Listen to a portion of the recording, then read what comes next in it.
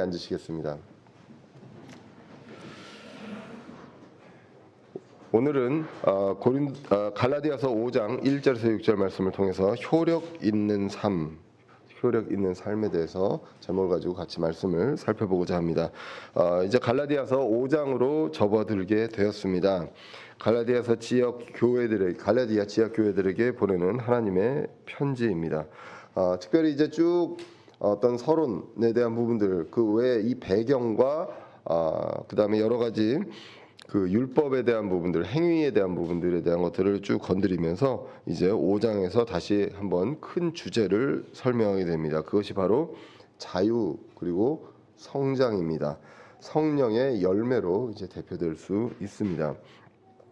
이를 위해서 지금까지 어떤 말씀이 있었는지 한번 볼 필요가 있습니다. 먼저 이제 갈라디아서 1장에 보면 갈라디아 교회를 책망하면서 시작을 합니다. 갈라디아서 1장 6절에 보시면 그리스도의 은혜 안으로 너희를 부르신 분을 너희가 이렇게 속히 떠나 다른 복음으로 옮겨가는 것을 내가 이상히 여기노라 라고 기록을 하죠. 그래서 하나님의 은혜로, 그리스도의 은혜로 구원받고 이제 그리스도 안으로 들어왔습니다. 그렇게 부르신 분이 있는데 그 분을 떠나서 다른 복음으로 갑니다. 그러니까 다른 복음엔 그분이 없는 거죠. 그렇게 속히 떠나는 것을 이상히 여기노라라고 하면서 책망을 하죠. 그 근원은 이제 거짓 교사가 있었습니다. 그래서 거짓 교사의 설명으로 인해서 그 꾀임으로 인해서 이제 그렇게 됩니다. 그리고 또 나오는 사람이 이제 할례를 주장하는 유대인 율법주의자들이 있었습니다. 그래서 너희들 이제 할례를 받아야 한다. 구원받은 사람이라면 할례를 받아야 한다라고 이제 의무 사항으로 이제 이야기하는 것들을 이제 보게 됩니다. 그래서 이제 이 문제를 해결하기 위해서 바울 일행은 예루살렘으로 가게 되는 그 내용, 굉장히 그 투쟁의 그 역사가 2장에 이제 기록이 되어 있습니다. 이 문제가 사실은 우리가 보기에는 뭐 그게 뭐 대단하다고라고 생각할 수 있지만 그 당시에 엄청나게 심각한 문제였고 또 이것으로 인해서 의롭게 되는 문제 그리고 구원을 이룰 수 있느냐 이 문제까지를 건드리는 문제였기 때문에 굉장히 심각했고요. 또 이게 그냥 믿음이 약한 자들만 그런 것들이 아니라 심지어는 이제 제자라고 하는 사람들도 흔들렸던 내용이 나오죠. 그게 이제 베드로와 바나바였습니다. 눈치를 보는 거죠. 그래서 이제 그것까지도 책망하는 그런 내용들이 나왔습니다. 그러면서 이제 본질을 강조하게 되었던 것이 갈라디아서 2장 16절에 나오게 됩니다. 사람이 율법의 행위로 의롭게 되지 아니하고 오직 예수 그리스도의 믿음으로 되는 줄 알므로 우리가 그걸 알기 때문에 예수 그리스도를 믿었나니 이것은 우리가 율법의 행위가 아니라 그리스도의 믿음으로 의롭게 되고자 함이라. 율법의 행위로는 어떤 육체도 의롭게 될 수 없느니라 라고 기록이 되어 있습니다. 이거를 몰랐던 사람들이 아닌데 다시 한번 이 내용들을 이제 상기시킵니다. 너희들 이거 몰랐던 거 아니지 않느냐? 너희가 율법으로 구원받았느냐? 아니지 않느냐? 이 내용을 이제 다시 강조합니다. 몰라서 흔들리는 것이 아니라 알면서도 이제 흔들리는 그런 베드로와 바나바를 이제 보기도 하게 됩니다. 사실 그러니까 이게 쉬운 문제는 아니다라는 것들은 우리가 알아야 합니다. 그래서 다른 사람들 흔들릴 때 너 약해서 흔들리는 거야. 너 왜 이래라고 할 것이 아니라 충분히 그런 상황에서 이제 그럴 수 있다라는 것들을 생각하면서 이제 이 바른 길로 다시 돌아올 수 있도록 우리가 인도하는 것이 필요합니다. 구원, 의롭게 되는 것은 그리스도의 믿음으로 되었습니다. 그 다음에 구원 이후의 삶도 어떻습니까? 그리스도의 믿음으로 된다고 산다고 성경이 기록을 하고 있습니다. 그것이 이제 갈라디아서 2장 20절에 기록이 되어 있습니다. 내가 그리스도와 함께 십자가에 못 박혀 있으나 그럼에도 불구하고 사노라. 그러나 내가 아니요 그리스도께서 내 안에 사시느니라. 나는 지금 내가 육체 안에서 사는 삶을 나를 사랑하사 나를 위해 자신을 주신 하나님의 아들의 믿음으로 사노라. 이제 구원받은 우리도 무엇으로 사느냐? 하나님의 아들의 믿음, 그리스도의 믿음으로 산다라고 기록을 하고 있습니다. 이렇게 자꾸 이야기를 하면 많은 이제 교회들이 이야기를 합니다. 아, 이렇게 되면 그 구원받고 이제 내가 아무 짓이나 해도 구원을 이룰 수 없는 거 아니냐. 이거는 굉장히 위험한 거 아니냐라는 내용을 많이들 이야기를 합니다. 처음에 이제 이 땅에 우리 그 이제 복음이 왔을 때는 이 부분들에 대해서는 전혀 그 이견이 없었던 교리입니다. 은혜로 구원을 받고 한번 구원을 받은 것은 영원하다라는 것들은. 근데 지금은 설문조사를 해보면 전체 그 기독교라고 하는 개신교라고 하는 데서도 반이 안 됩니다. 받은 구원을 이룰 수 있다라고 이제 많이들 이야기를 하고 있죠. 왜? 이렇게 하면 위험하다. 뭐가 위험하냐라는 것들.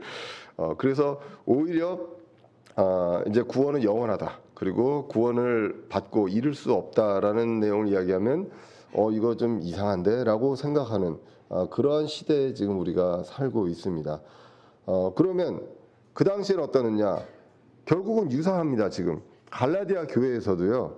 원래 예수 그리스도 십자가의 피로예요. 우리가 뭔가를 한 것이 아니라 예수님께서 십자가에서 우리의 죄의 값을 대신 치러주심으로 인해서 우리가 의롭게 되었는데, 그러니까 내가 뭔가를 해서 의롭게 된 것이 아닌데 구원받은 이후에 내가 뭔가를 해야 이 구원이 지속될 수 있다라는 내용들, 특별히 할례, 율법에 대한 내용들을 지금 갈라디아 교회도 그 내용을 이야기를 하고 있고, 베드로도 약간 흔들리고, 그런 일들이 이제 발생하고 있는 것이죠. 그만큼 이 부분들이 중요합니다.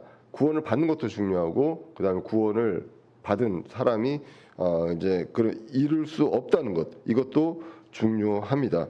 그러면 구원을 받으면 죄를 지어도 된다. 이제 나는 막 살아도 된다. 세상 법도 어겨도 되고 살인도 해도 되고 이래도 된다라고 생각하는 거는 정말로 머리로만 이해하는 것이죠. 이게 논리적으로 그렇지 않냐라는 것이죠. 그런데 생각을 해보면 제가 오늘 노란색으로 해놓은 것들, 나를 사랑하사 나를 위해 자신을 주신 하나님의 아들의 믿음으로 삽니다. 이 믿음이 있다면 어떻게 막 살 수 있습니까? 막 살 수가 없어요. 우리 영화에서도 뭐 막 그러잖아요. 누가 나를 위해서 죽으면 그 다음에 사람들이 제가 막 살면 어떻게 합니까? 야, 너 그 사람을 생각해서도 네가 이렇게 살면 안 되는 거 아니야? 라고 얘기하잖아요. 그런데 하물며 전혀 죄가 없으신 분이 저와 여러분들을 위해서 그냥 죽으셨어요. 그것도 하나님이신 분이. 그런데 그 하나님이신 분이 저와 여러분들이 뭐 대단하다고. 그런데 죽으셨는데, 그래서 이제 우리는 새로운 삶을 살고 있는데, 내가 이 새로운 삶을 과거처럼 이제는 모든 게 다 해결됐으니까 막 살아도 돼, 이렇게 한다는 것은 과연 진짜로 이것을 마음으로 믿었는가? 이거는 다른 내용이 있다라는 것이죠. 그래서 몸은 제어가 안 됩니다. 사실 몸 제어 잘 안 되잖아요. 그런데 마음은 그렇지 않습니다. 옛날에 그냥 그런 것들에 대해서 양심 생각하지 않고 행했던 그 행동들이 이제는 걸리기 시작을 합니다. 더욱더 세상 법에서 불법이 아닐지라도 이거 내가 하나님의 사람으로서 이제 그리스도의 몸된 자로서 내가 이거 해야 돼 말아야 돼, 이거는 해서는 안 되는 거 아니야? 이런 생각들이 자연스럽게 들게 됩니다. 왜 그렇습니까? 아들의 믿음으로 살기 때문에 그렇다라고 오늘 성경이 말씀하고 있습니다. 그래서 21절에 이렇게 기록이 됩니다. 내가 하나님의 은혜를 헛되게 하지 아니하노니 만일 의가 율법으로 말미암아 온다면 그리스도께서 헛되이 죽으셨느니라. 그러니까 의가 율법으로 올 수 있다면 그리스도가 죽으실 필요가 없죠. 그것만 있으면 되고, 진짜 단 한 사람이라도 율법을 통해 의롭게 될 수 있다면 예수님께서 그렇게 하실 필요가 없는 거죠. 그러니까 한 사람만 의롭게 되고 나머지 한 사람이 의롭게 안 되기 때문에 된다고 하면 그건 사람 책임이잖아요. 그런데 이거는 율법을 통해서 될 수 없기 때문에 하나님께서 은혜로 값없이 예수 그리스도를 통해서 이것을 이루셨기 때문에 이렇게 되지 않으면 그리스도께서 헛되이 죽으신 것이다. 그렇기 때문에 율법으로는 안 됩니다. 그러면 반대로 구원받은 사람들이 그리스도인답게 살지 않는다면 어떻습니까? 형벌이 있습니까? 때론 징계도 있을 수 있지만 우리는 무엇을 생각해야 합니까? 하나님의 영광을 가릴 수 있습니다. 저와 여러분들 때문에 하나님의 영광이 가려질 수 있다는 것이죠. 그래서 고린도전서 10장 31절은 이렇게 기록되어 있습니다. 그런즉 너희가 먹든지 마시든지 무엇을 하든지 모든 일을 하나님의 영광을 위하여 하라. 이것이 바로 율법의 속박이 아닌 자유인들이 해야 할 도리인 거죠. 저와 여러분들의 모든 일거수일투족을 통해서 하나님의 영광이 드러나야 한다는 것입니다. 그런데 율법주의자들은 율법으로 속박하려고 합니다. 우리는 자유인인데도 불구하고. 그런데 우리는 어떻습니까? 속박이 아닌 자유인입니다. 무엇으로부터 자유합니까? 바로 죄로부터입니다. 그래서 우리는 죄들의 사면을 받았습니다. 예수 그리스도의 십자가를 통해서 우리가 지은 죄들이 있었는데 그것을 사면받았습니다. 사면받은 것 모든 대가를 치러 주셨기 때문에 대신 우리가 사형을 당해야 하는데 대신 사형 당하심으로써 이것을 해주셨고, 또 그 다음에 죄의 권세가 우리를 지배하고 있는데 이것들을 해서 우리를 해방시켜 주셨습니다. 이 죄는 아담으로부터 우리가 쭉 물려받은 전가받은 이 죄의 성품이 있었는데 이 성품이 우리를 속박하고 그렇게 하고 있는데 그 권세로부터 이제 해방시켜 주셨습니다. 그래서 이제 그리스도로 인해 우리는 자유인이 되었습니다. 이제는 어떤 것에 속박이 없다라고 말할 수 있습니다. 그런데 속박당하고 있기 때문에 이 부분들에 대해서 3장과 4장에서 다양학도로 설명을 했었습니다. 경험도 예를 들었었고요. 그 다음에 아브라함의 사례도 들었습니다. 성경에 대해서 이야기를 했었고, 그리고 믿음과 약속에 대한 내용들을 말씀하셨습니다. 율법이 있기 전에 먼저 믿음으로 아브라함이 있었다라는 것이죠. 그래서 우리는 그 약속을 믿습니다. 그것을 통해서 의롭다 여겨짐을 받았다, 의롭다 불러졌다라고 이제 성경이 기록을 하고 있습니다. 그러면서 결국 율법은 무엇이냐?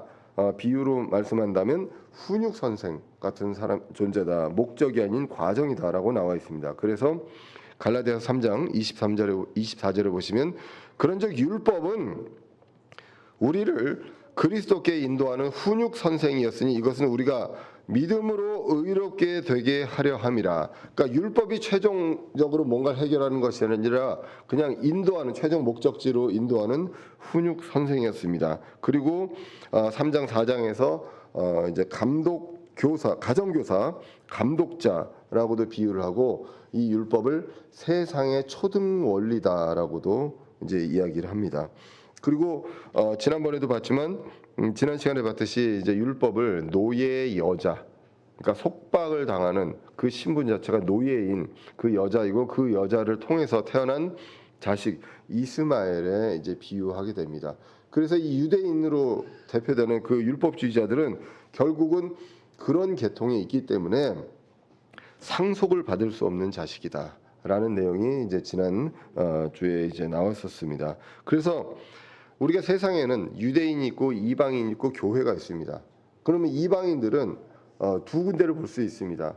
하나님을 믿는다고 하는 두 존재가 있는데 바로 유대인이 있고 교회가 있죠. 그런데 이 유대인은 어떻습니까? 율법을 따르는 사람들입니다. 그렇기 때문에 여기는 상속이 없는 곳입니다. 그 교회는 어떻습니까? 그리스도를 믿습니다. 그래서 이제는 공동 상속자가 되었다라고 합니다. 그러면 이방인은 당연히 이제 교회를 보고 그리고 이제 교회로 들어가게 되죠.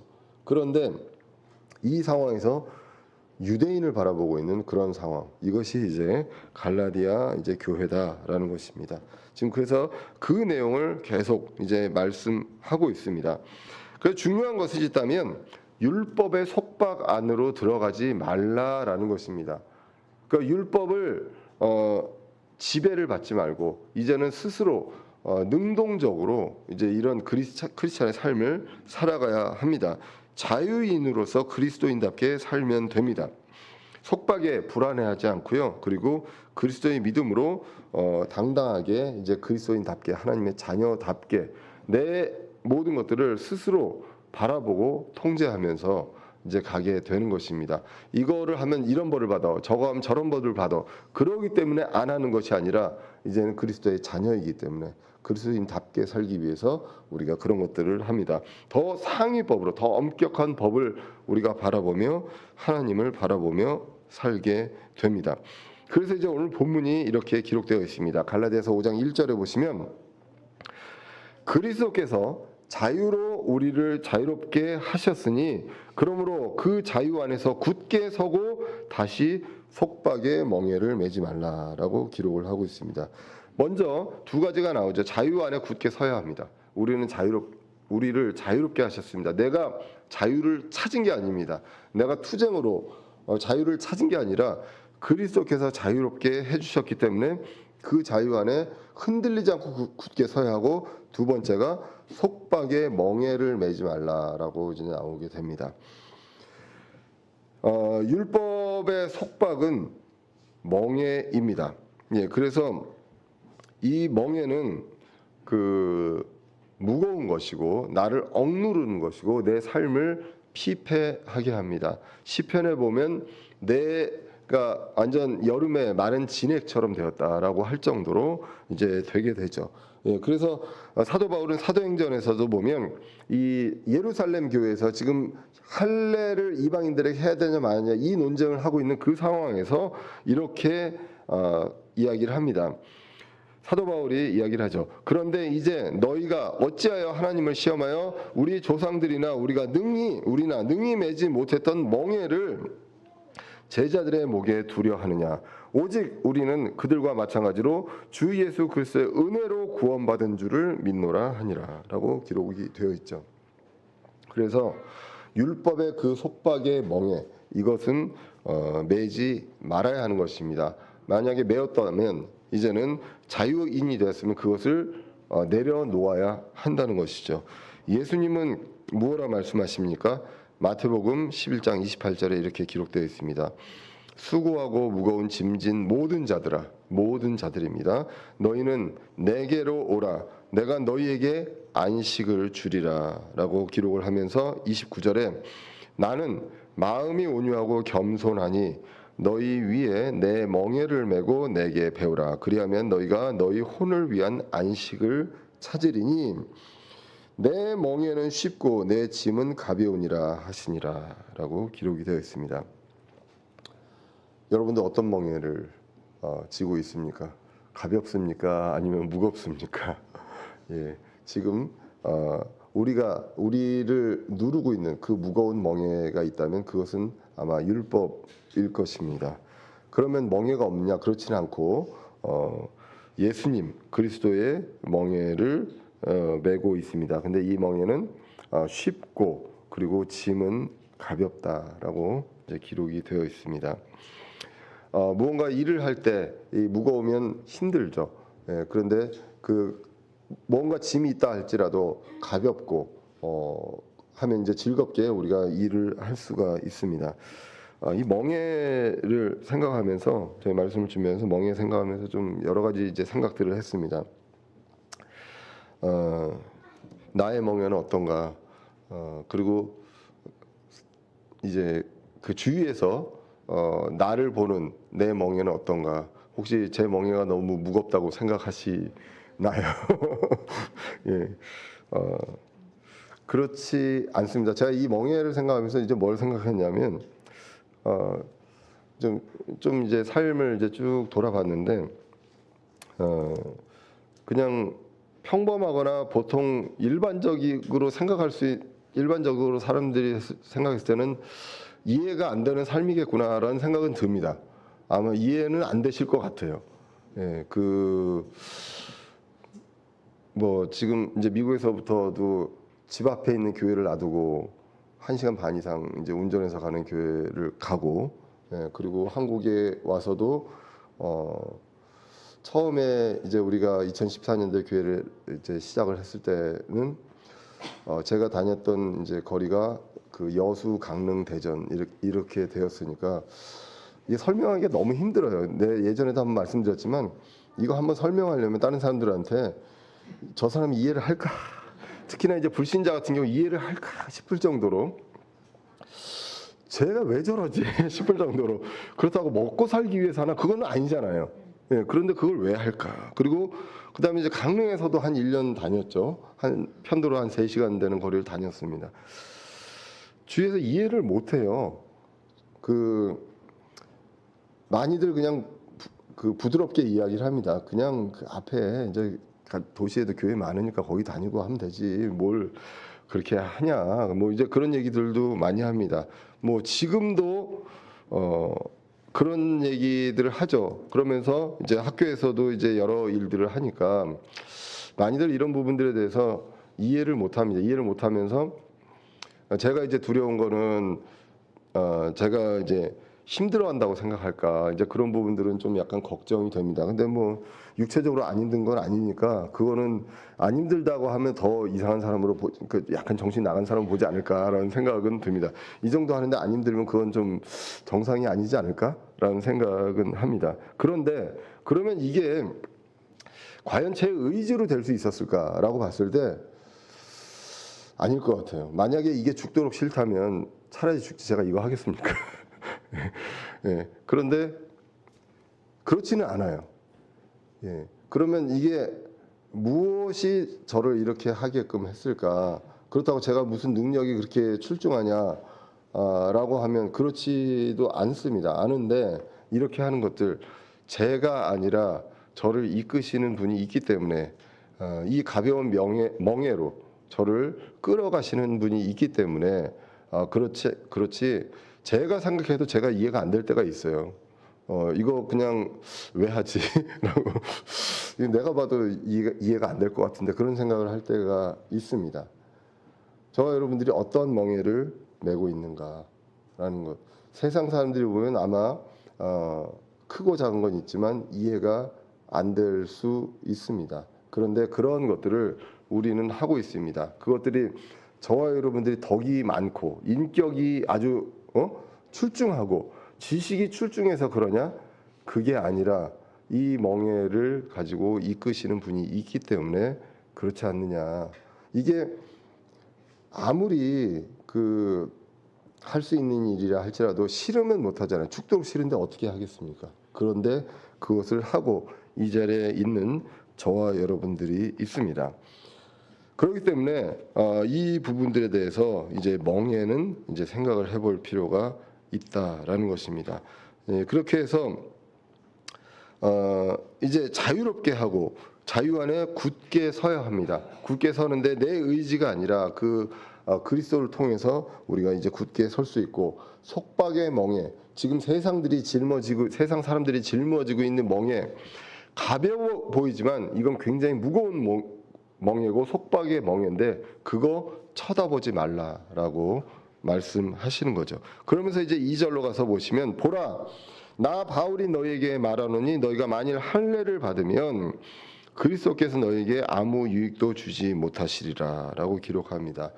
당시의 상황에서의 할례입니다. 지금 뭐 그런 것들을 하고 안 하고를 이야기하는 것이 아니라 그때 당시에 그 이슈의 핵심이었던 것이 바로 할례인데 이 할례를 받으면 그리스도께서 아무 유익도 주지 못합니다. 왜냐하면 할례를 받는다는 것, 이 할례를 통해서 의롭게 될 수 있다라고 믿는다는 것이죠. 아까 말씀드렸듯이 율법을 통해서 의롭게 된다면 그리스도께서 헛되이 죽으신 것처럼 그런 것처럼 할례를 받고 의롭게 됐다고 그 마음이 있다면 그리스도께서 아무 유익을 주지 못한다라는 것이죠. 그리스도가 주시는 것은 속박이 아니라 자유인데 이 속박 속에 있기 때문에 이 내용이 나오게 됩니다. 노예의 여자, 자유인의 여자는 근본이 다릅니다. 서로 간에 같이 갈 수 없고 어떤 상속을 같이 받을 수 없는 존재다라고 말씀을 하고 있습니다. 그래서 이제는 3절에 더 이제 말씀을 합니다. 내가 할례를 받은 각 사람에게 다시 증언하노니 그는 온 율법을 행할 의무를 가진 자니라. 할례를 통해서 그렇게 될 수 있다면 율법 다 지켜야 된다라고 이야기를 하고 있는 것이죠. 야고보서 2장 10절에 이렇게 기록되어 있죠. 누구든지 온 율법을 지키다가 한 조목이라도 어기면 모든 것에서 유죄가 됩니다. 그렇기 때문에 율법을 지키려면 다 지켜야 합니다. 99%를 지키고 1%를 안 지키면 그것은 안 지키는 것이다 라고 성경이 기록을 하고 있습니다. 그러면 너희들이 그렇게 할례를 받으려고 하는데 그럼 할례를 받고 율법을 다 지켜서 의롭게 된 자가 있느냐라는 것이죠. 4절을 한번 보시면 이렇게 기록되어 있습니다. 너희 중에 누구든지 율법으로 의롭게 된 자에게는 그리스도께서 아무 효력이 없으며 너희는 은혜에서 떨어져 나갔느니라 라고 기록이 되어 있습니다. 아이쿠야, 은혜에서 떨어져 나갔습니다. 구원을 잃을 수 있는 거네. 이 구절만 가지고 보시면 안 되겠죠. 앞에 문장에 보시면 어떻습니까? 너희 중에 누구든지 율법으로 의롭게 된 자에게, 율법으로 의롭게 된 자가 있습니까? 없습니까? 예, 없습니다. 이거는 불가능한 거죠. 예, 만약에 그런 사람이 있다면 그리스도께서 아무 영향을 줄 수 없다, 효력을 줄 수 없다. 그렇기 때문에 은혜에서 떨어져 나간 것이다라는 것이죠. 이거는 불가능한 이야기를 이제 하고 있는 것입니다. 로마서 3장 20절에 그러므로 율법의 행위로는 어떤 육체도 그분의 눈앞에서 의롭게 될 수 없나니 율법으로는 죄를 알게 되느니라.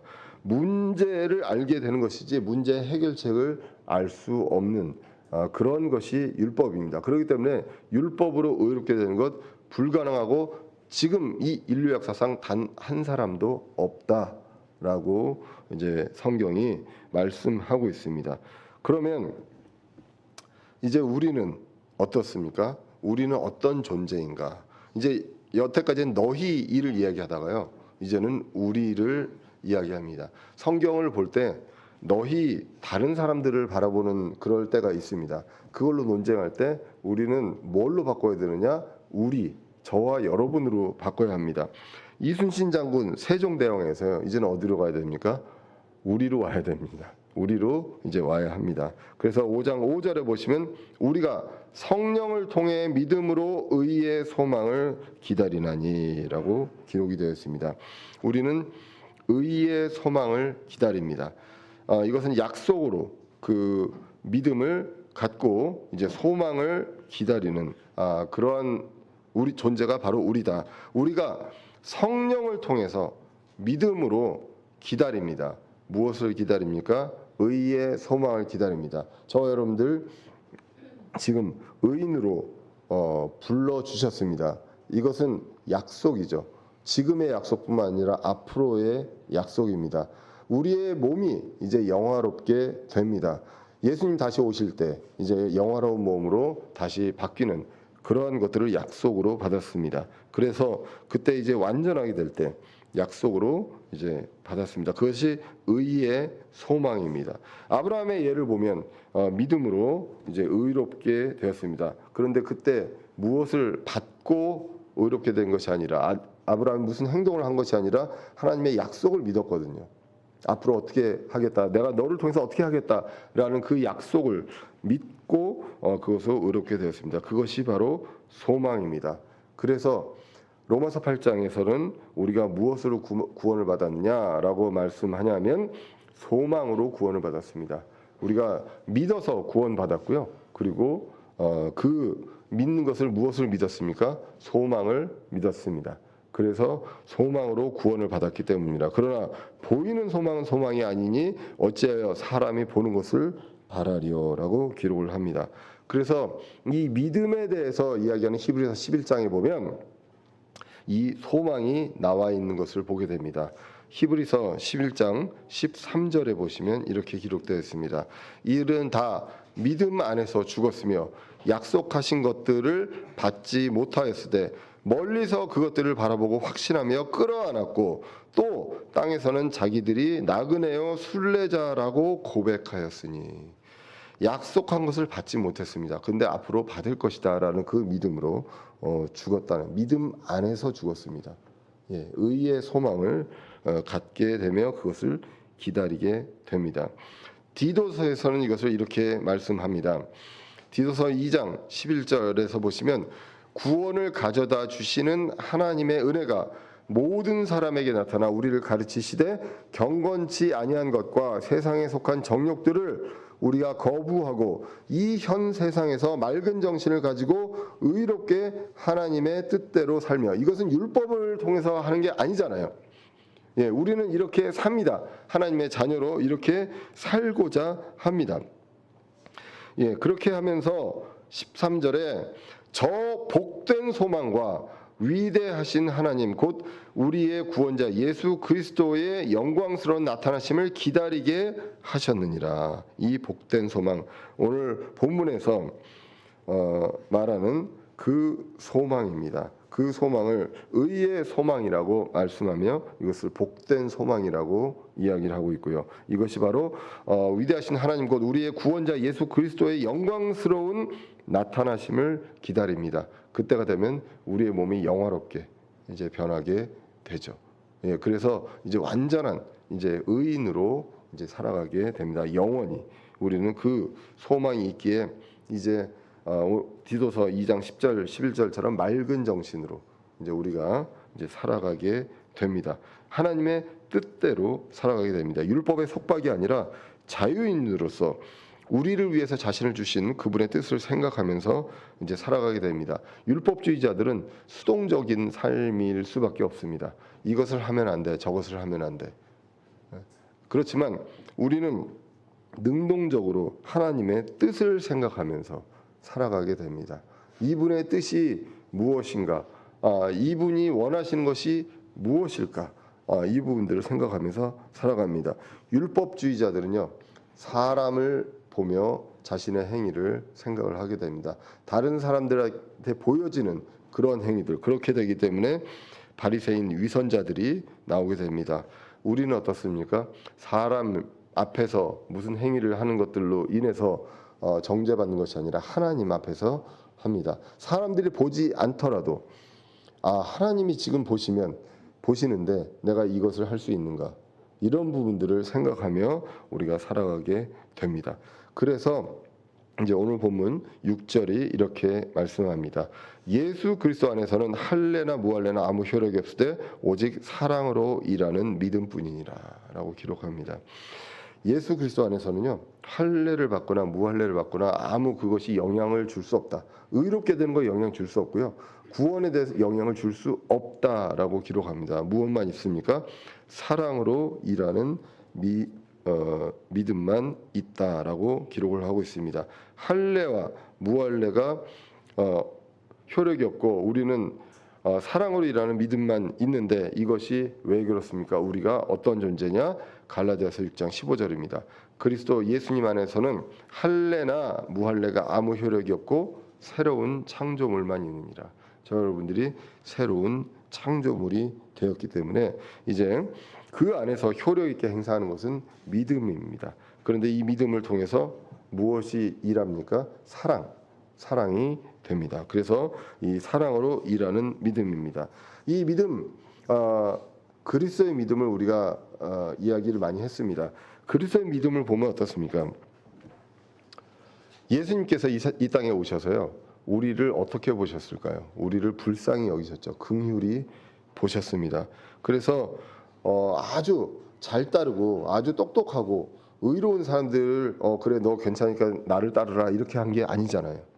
그게 아니라 직접 부르시고 나를 따르라 라고 이야기를 했는데 그 한 사람 한 사람 당시에 봤을 때 아주 뛰어나거나 아주 그 세상의 기득권에 있는 사람들이 아니었죠. 그런데 그럼에도 불구하고 이제 긍휼히 여기시고 부르셨습니다. 그리고 로마서 3장 25절에 말씀하신 것처럼 당신의 피를 통해서 죄의 문제를 해결하신다는 그 완전한 믿음으로 이 모든 것들을 하셨습니다. 그 믿음으로 세상에서 사랑을 보여주셨죠. 이제 우리 안에 또 믿음이 있습니다. 성령의 열매로 이제 맺어지는 그 믿음이 있는데 그 믿음 안에서 이 믿음을 통해서 무엇으로 일합니까? 사랑을 하게 됩니다. 그래서 사랑으로 일하는 믿음이다라고 성경이 이제 기록을 하고 있습니다. 예수님의 상황을 보시면요, 어떻습니까?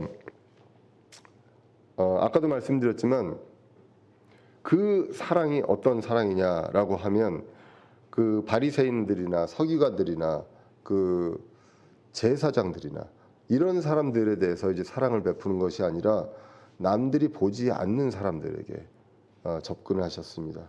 세리 그리고 죄인 창녀에게 먼저 손을 내밀고 그 우물가에서도 사마리아에 있는 그 한 사람을 위해서 이제 만나시고 이랬던 것들을 보게 됩니다.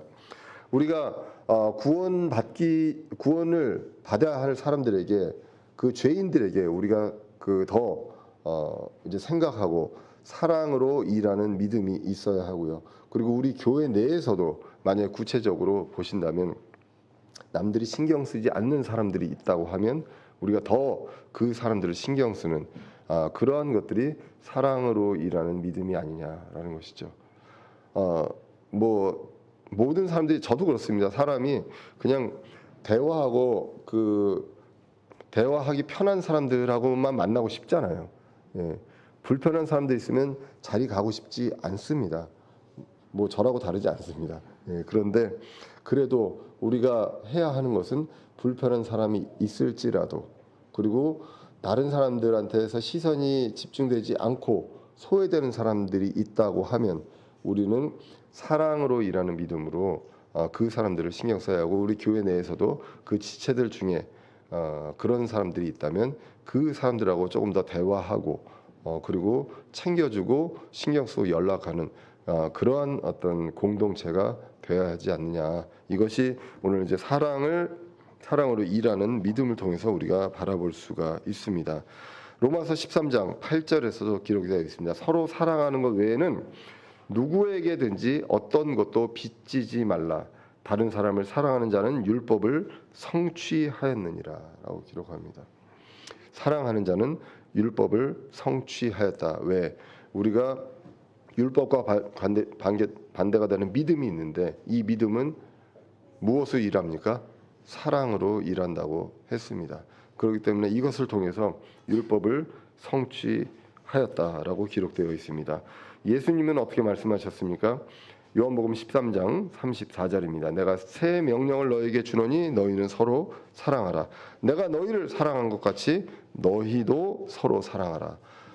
예수님께서 사랑하셨을 때 너희들을 사랑하셨을 때 너희들이 뭐 보잘것있고 잘생기고 유명하고 사회에 영향력이 있어서 그런 것이 아니라 그렇지 않은 너희들을 내가 사랑하지 않았느냐. 그렇기 때문에 우리도 서로 사랑해야 한다라는 것입니다. 구약의 율법이 아닙니다. 우리는 믿음으로 이 사랑의 일을 하게 됩니다. 이것이 때로는 율법보다 더 부담되는 말씀입니다. 율법을 완성하고 성취한다고 기록이 되어 있기 때문입니다. 우리가 구약의 율법 10계명을 보시면 대표적으로 처음에 앞부분은 하나님 사랑입니다.